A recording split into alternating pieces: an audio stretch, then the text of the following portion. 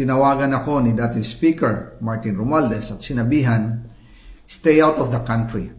You will be well taken care of as instructed by the President." Noon naniniwala pa ako sa kanila, kaya't hindi ako bumalik.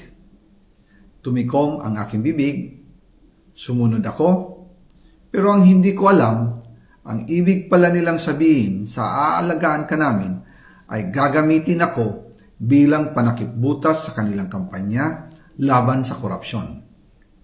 Ginawa nila akong poster boy ng kanilang sariling kasinungalingan.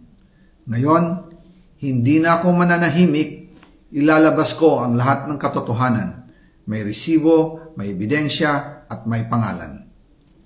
Nagsimula ito nung tumawag si Sekmina Pangandaman sa akin nung nag-umpisa ang BICAM process last year, 2024. Ang sabi niya, katatapos lang ng meeting nila ni Pangulo at may instructions na mag-insert o magpasok ng 100 billion worth of projects sa BICAM.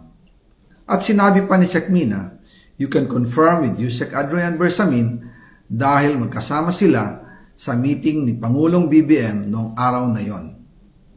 Tinawagan ko po agad si Yusek Adrian Bersamin at tinanong ko kung may instruction nga ba ang Pangulo na magpasok ng 100 billion during their meeting. Ang sabi niya ay totoo.